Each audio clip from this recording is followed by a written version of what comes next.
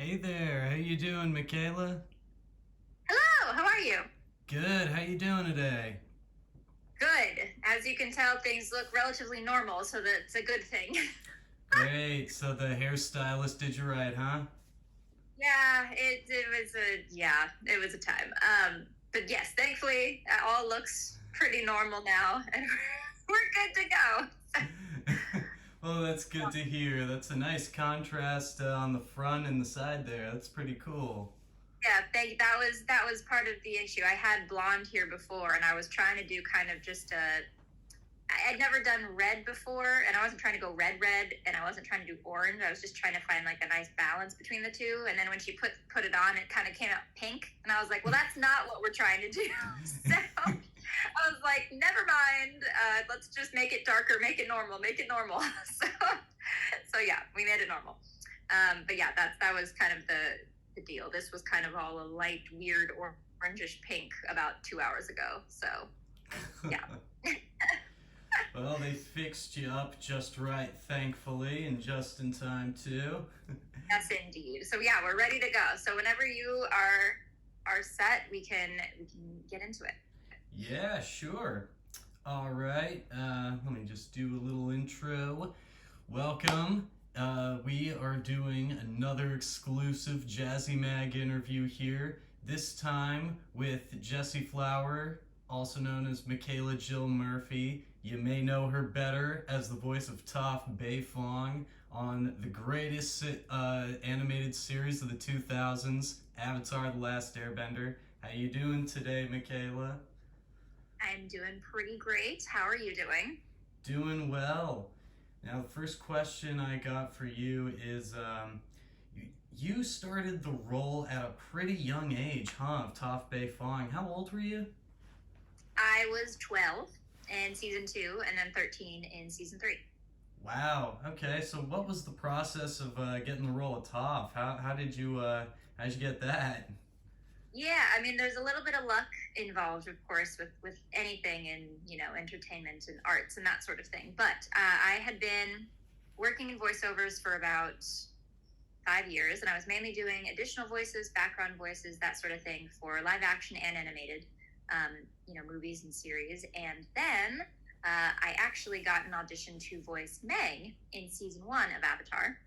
She's in the episode The Fortune Teller. She has a crush on Aang and calls Katara floozy. So I booked her first, and that was just another run of the mill audition from my agent that happened to be what they wanted.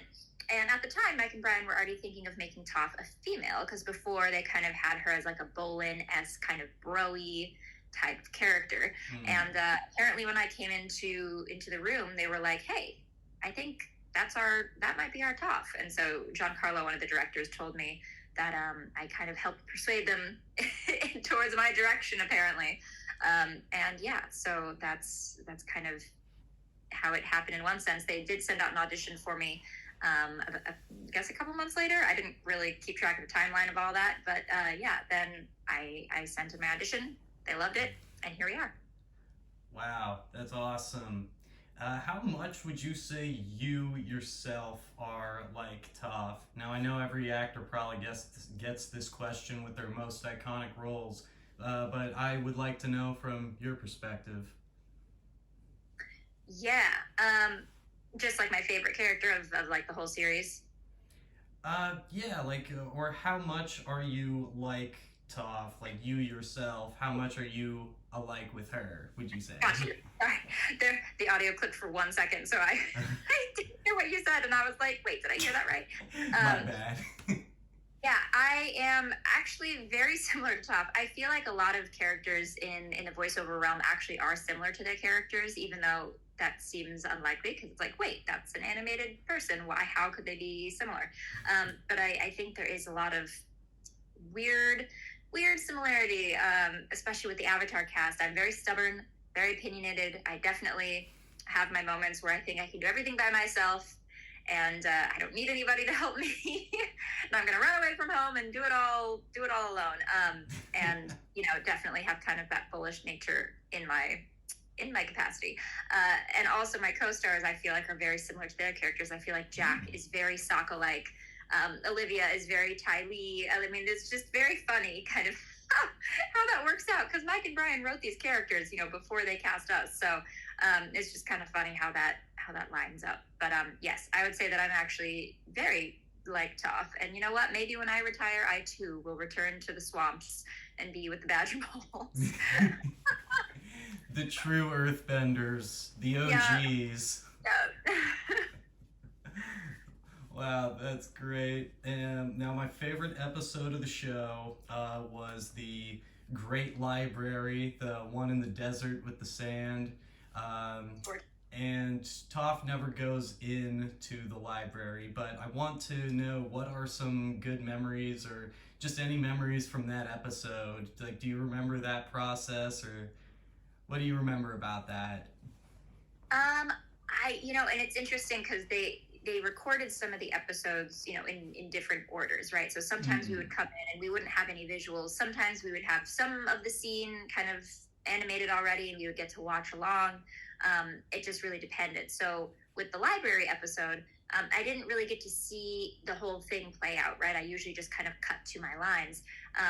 And so it kind of grew on me later, because that's also my favorite episode, funnily enough. Wow. So it grew on me later because I was able to finally watch it in full, because you didn't really watch it in full in the studio, and I didn't have cable at the time, so I wasn't like rewatching it at home. And yeah, so I kind of watched it for the first time through later. Actually, I think I was in college when I finally sat down and just like watched through the whole series from beginning to end.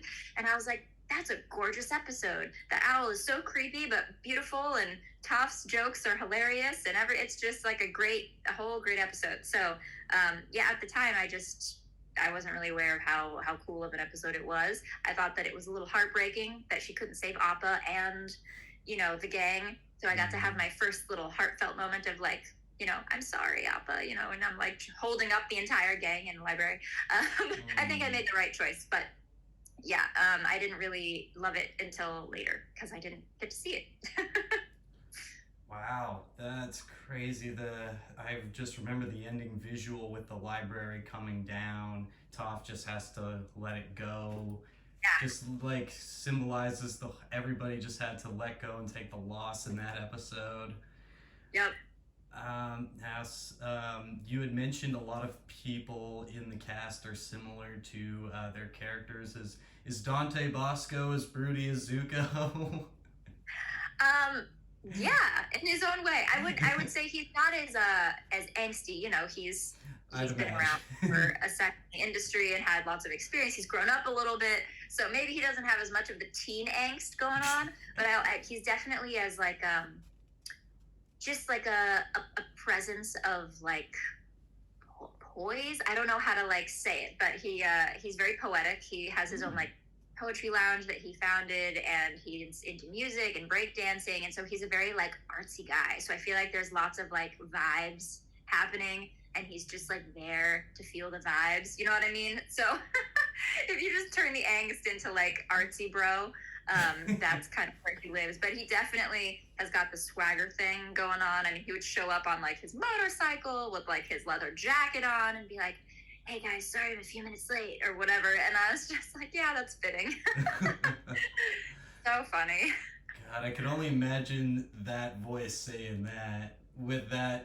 Oh, that whole visual is crazy. Yeah, the whole visual. Let's see. So this was, where was this recorded when you did the show? Was that Burbank? Mm-hmm. Yeah, the Nickelodeon studio, I guess, in Burbank. I feel like it's grown a lot since I was a kid, but it was kind of just one building that had a little parking structure. Now I think they've expanded and taken the whole building next to it, but it didn't used to be that big. And I would record in the same studio every time, which was like, you walk in the front door, I don't know if it's still the same. They might have changed it, but there was one studio like right to the left, kind of right when you walked into the building, and it was right next to the kitchen, and that's the one that I recorded in the whole time I was there. So I don't know if they had a bunch more studios and that was just like the Avatar studio, or if that's like the main one that everybody used. I have no idea, but yes, I recorded at Nickelodeon. Oh, cool. I heard when I was doing research for this interview that there is there will be several new Avatar movies coming. One of them is about the Aang gang in their Yeah. young adulthood. What can you tell me about that? I wish more, but a lot of us are very much just in question, as everybody else is. We don't have some like secret group email where they tell us updates before everybody else. But I'm assuming they're going to, fill in the gap between the original series and Korra a little bit, see where everybody's at when they're, kind of 17, 18 and before their parents and all that jazz. So I don't know. I'm excited to see what they come up with. I feel like everybody's been cheering and begging for that like middle story for a while. Yes. But I can tell you that like 99% sure that we probably are not going to be like a part of that process, that project, whatever they end up doing, which is, fine by me. I got to be OG Toph, which is awesome. But yeah, they're probably going to cast new people across the board for all their new projects. So, hey, they might surprise us, but I'm assuming that moving forward, they're probably going to be casting a little more culturally appropriately. He's not an Irish chick. So, yeah. Well, M. Night Shyamalan, let's hope, isn't doing the casting either. No, let's hope not. All right, I have two more questions for you. One is, what do you, in this, well, now you said you don't know what's happening in this new film, but regardless of what's happening in it, what would be your hopes for Toph's character when she progresses in age between that Korra and original series time? What would you hope for her? I mean, I'm assuming there's going to be lots of, growth that we already see the beginnings of in the original series, but just learning how to be a team player even more than she already is. I could be wrong, but I have a feeling that somewhere along the way that maybe kind of blows up in her face a little bit, which is why she then feels the need to become like chief of police, and she once again has to be like the boss, and there isn't maybe as much collaboration. So, maybe there's something tumultuous that happens. Maybe she can finally have her little love interest. So she didn't really get that in the original series. So maybe we see the beginnings of or development of some sort of flirtation somewhere. Because, everybody deserves to be loved. So that would be cool to see. Yeah, I mean, honestly, that's probably my favorite thing that I would love to see is just how her heart grows. and if she gets to have a moment like that. Right, because we do know in Korra that she does have children eventually, so it would be cool to see where that all starts. Yeah, that would be a cool thing. That would be cool. I'd love to see that as well. And my final question is, what's your favorite line that you said just off the top of your head, and can you say that on camera if you wouldn't mind? Yes, rare of course. chance. It's actually from our favorite episode, I suppose, and it is a blind joke. It's my favorite blind joke, but also I think my favorite line when she's like, "Look, there it is." That's what it'll sound like when one of you spots it. Yes! Thank you so much. I love that line. It kicks off her humor, she just joined the gang, and then you're like, okay, I see what type of girl we're gonna be dealing with. So she really sets her presence early, and your performance was fantastic. I mean, the voice is her character, really. Yeah, well, thank you. It's very kind of you. 12-year-old me was happy to do it. It's an honor that it's still getting watched, and it's gotten so much love. So I'm grateful that I got to do it, and I'm glad that so many people love it. Yeah. Okay. Actually, I lied. I do have one more question now. I know. I suck. I'm sorry. No, you don't suck. No. But it's about the multi-generationality of Avatar. So when it came to Netflix about 2 years back, it got a huge uptick in viewership. So like, I guess what is the difference in fans that you saw when you first started voicing Toph? I guess when you were a kid, middle schooler kid, Yeah. versus when I guess now in the post Netflix um, resurfacing of the series. The fact that there are fans, I mean, it was 2007, 2008. There wasn't really a way to notice fans aside from the fact that, like, the show got renewed for each season. So, yay. But, and then, they sold DVD sets and they ended up selling some action figures and they made like a video game, I think. So it was more like industry related whenever it's like, oh, they're making a video game. Oh, like there's an action figure. That was telling of like people like the show. I got a couple of like fan letters here and there sent to like my PO box through like my agency, and I went to like two anime conventions in like 2008, 2009, early ones. But it just like was a different. It was different. People liked the show, but there wasn't this. I don't know, this fervor, this kind of like deep, just like love and admiration, because there hadn't been enough time to have it sink in. It's kind of like when you watch a movie for the first time and you like love it, and then you come back to it 5 years later and you're like, dang, this is still such a good movie. And then you watch it 10 years later and then it becomes this kind of important beacon of like your personality and your life and things that you love and whatever. So I feel like it's just kind of grown in the gravity of importance over the years, and the fandom has gone from like, yeah, this is such a great show, this is so much fun, I love watching this, to like, this is something that has been tried and true that I watch with my family, that like got me through hard times and got me through COVID, and like I don't know what I would do without this show. Like I rewatch it every 3 months or every 4 months or whatever, and it's kind of brings me back to reality and grounds me and whatever. So it's just kind of incomparable what the time has done to the fandom aspect, for sure, which again, very cool. Nobody could have expected it, so just happy to be here. That is amazing. Yeah, it was definitely my all-time favorite show when it first aired when I was a kid.